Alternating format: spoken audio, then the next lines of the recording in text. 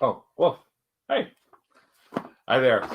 Craig, Bad Dog from Two Dogs Digs. And I'm here with a Two Dogs tip on how to start reselling. So, we have a Facebook group and a YouTube channel all about reselling, giving you tips and tricks on what to do. One of the questions I get asked often is, how do I start reselling? What are the things I need to know or think about before I start reselling? So this video is going to give you 5 tips on the things you need to think about before you start reselling. So this is the big question. So you want to be a reseller, right? Well, there's a number of things you have to think about when you're thinking about becoming a reseller. And we're going to try and cover them first in here. But what I want to make sure you recognize is that you don't have to jump in a whole hog and try and find everything under the sun. You don't need to try and set goals of $10,000 a week.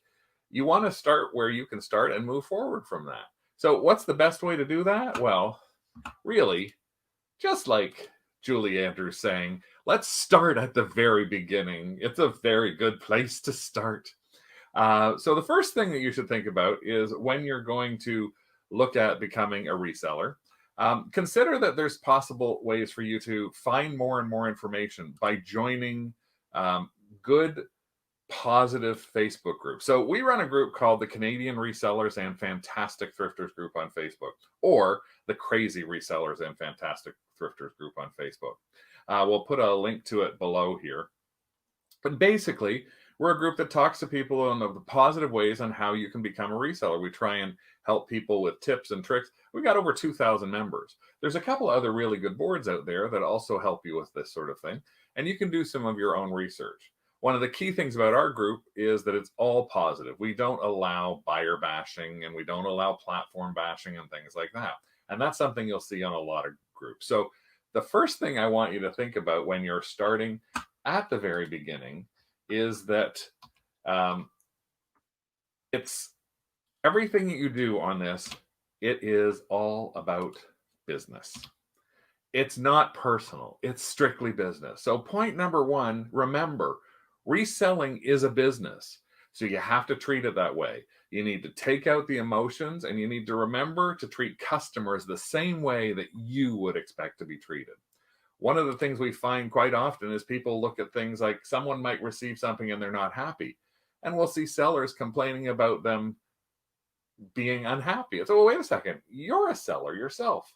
If you got something you weren't happy with, shouldn't you be able to potentially return it or ask a question about it?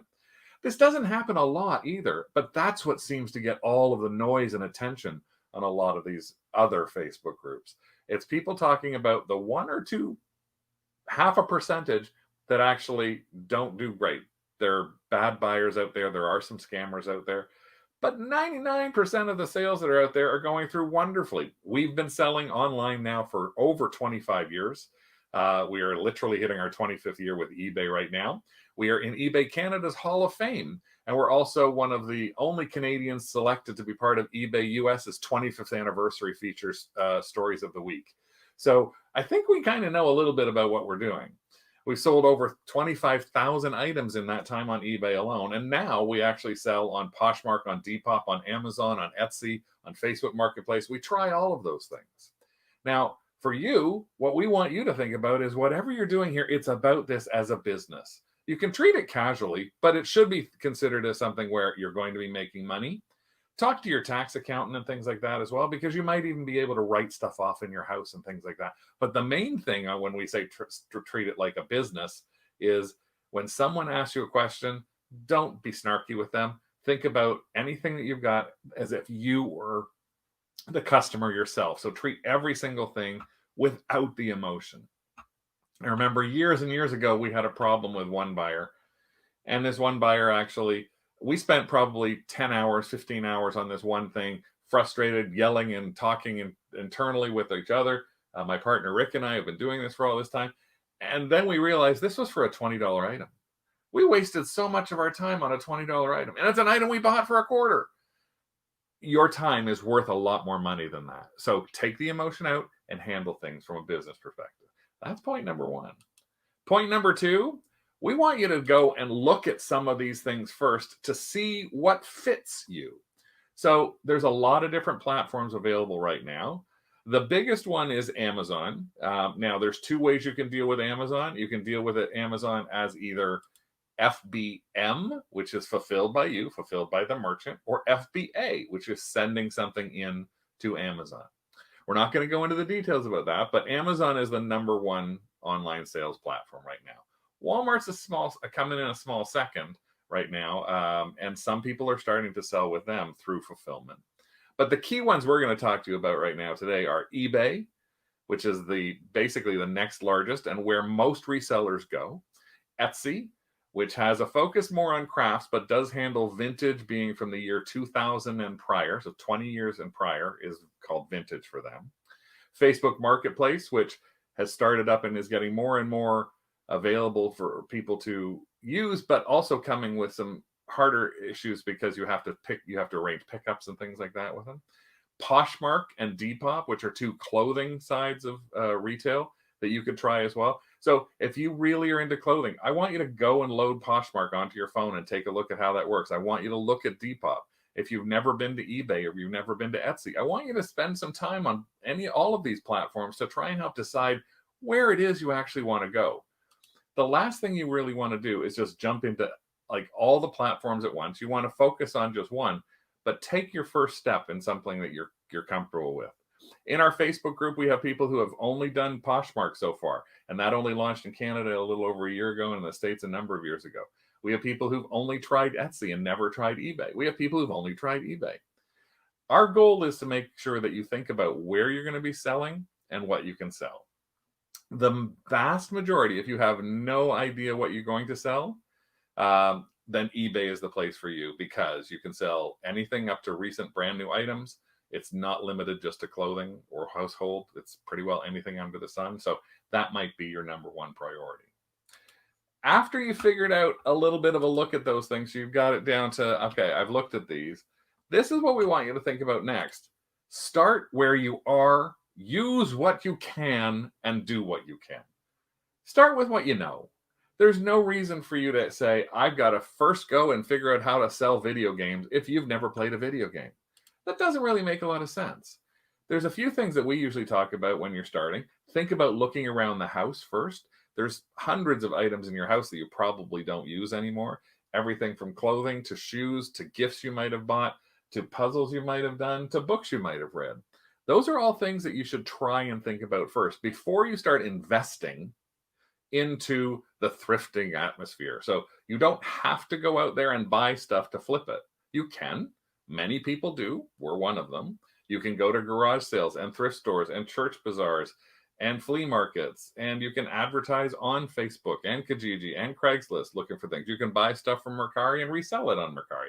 There's lots of places you can find stuff, but maybe make your first step as being, where are you right now? What do you need to get rid of? And what do you need to try? So we want you to think again solidly about that, because you don't have to branch out too fast. You want to start at something that you're comfortable with. Not only do you want to start somewhere you're comfortable with, so now we've told you, okay, it's a business. I'm going to treat it as a business. And we've said that you need to think of, this is where I'd like to go. I've picked that I would like to go on eBay or Etsy or Poshmark. And you've gotten to the point where you actually know, okay, I've got these things I want to sell. The next most important thing for you to do is actually be prepared to sell. Don't be unprepared. This is one of the other things that we see that happens an awful lot with brand new sellers. People who have never figured out shipping before, don't have a clue where to go, don't have a box to put something in they sold, or even a bag to put something in they sold. So what we want you to do is be prepared for where you're going to go. If you're serious about getting into the reselling business, then you need to get a scale. There's scales that are available from Costco for Business, from Staples, from Office Depot, from Amazon. There's lots of different places. We might have a link below to a scale that we use at both our office and our warehouse, which we find really great. But that's going to be one of your key things. You're going to have to make a little bit of investment to make sure you got a good scale. You also need to make sure you've got some packaging. Now, we don't want people to be using packaging that looks like it's been through the ringer. Feel free to use recycled packaging if you don't have a lot. And buying boxes can sometimes be expensive to start out with. So don't feel bad about going to your local dollar store and asking them if they have some extra boxes, or going and asking your vet if they've got boxes from stuff that they've had delivered. There are some, even look in your local classified to see if people have boxes they're giving away. But what you want to make sure of is that you have something for what you're going to list. The last thing you want to do is list something, sell it, and then spend the next 2 to 3 days in a panic trying to figure out, where am I going to pack it? And, oh, geez, I have no idea what it's going to weigh. Part of it, getting that shipping scale is to learn all about shipping. We've done a number of different videos on the YouTube channel, including one about how to set up flat rate shipping for anybody who's using Etsy or eBay for both Canada and the US. So even though we're in Canada, these apply across Canada and the US. So take a look at there'll be a link right up there for flat rate shipping and how you calculate that. And again, that's the kind of thing you can ask if you're part of a Facebook group like the Canadian Resellers and Fantastic Thrifters group. Also, when you're thinking about it, so you're now almost prepared, you're almost all the way through, ready for what you've got to do. What's the last thing you've got to do? It's probably the thing that most people don't do. You got to have patience. Why do you have to have patience? Well, I often hear new sellers who actually put something up and then can't figure out why it hasn't sold in the first 10 minutes or in the first day or in the first week. Well, I tell you what, right now we have over 1,200 items up on our combination of platforms on eBay, Etsy, Poshmark, Depop, and Facebook. Now, even a store like Walmart, they don't sell out of every single item every day and replace everything inside it. There are only people looking for your item. There's only a few people potentially looking for it at any one time. In fact, there may be nobody looking for your item. Just because you have something that you think is great. I mean, my dad's always had a big old saying he used to tell me about, which was, it's not worth anything until somebody buys it and pays you for it. So with that in mind, you've got to have the patience. You could list something, list it at the wrong price, list it in the wrong category, list it too high, list it, and no one wants it. We've had some jeans up in a couple of our different places on both Poshmark and eBay that we thought would sell within days, and they've been up for 6 or 7 months. We've tried all sorts of different pictures on them. We don't know why ours aren't selling. Other people seem to be, but we know we have to keep figuring out how to do a better job on those particular things to sell. So don't expect that the first things you put up are going to sell right away.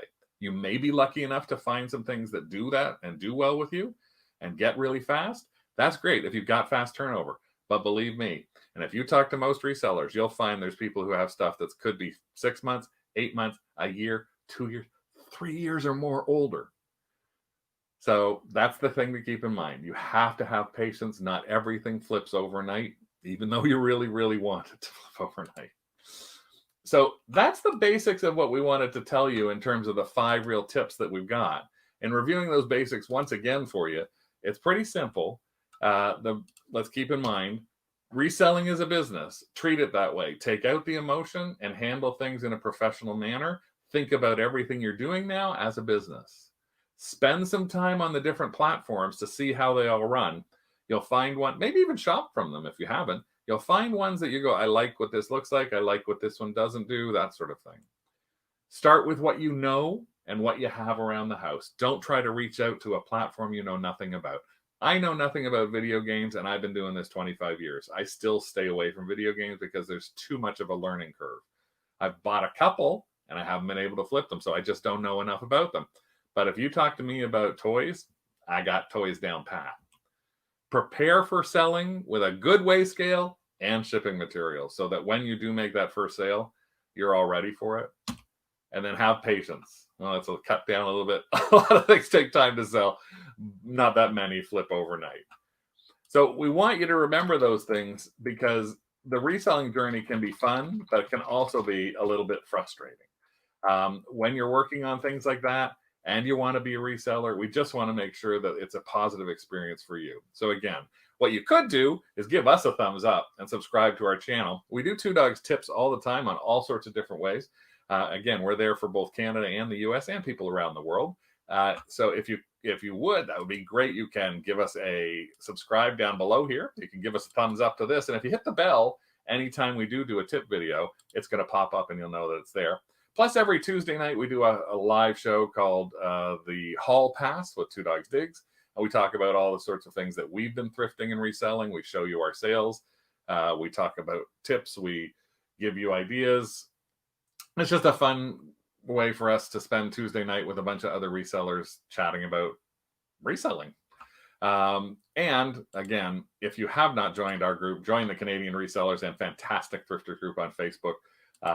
And you'll be a part of a group that is pretty well all about the best possible ways that you can think about reselling. So those are your 5 tips. Remember your 5 tips if you really want to become a reseller. Take a good thought about take a good think about all of those. You won't have to use a book like this. Join a Facebook group, and you might end up finding a way to make a lot of extra money from stuff around the house or stuff that you've gone shopping for.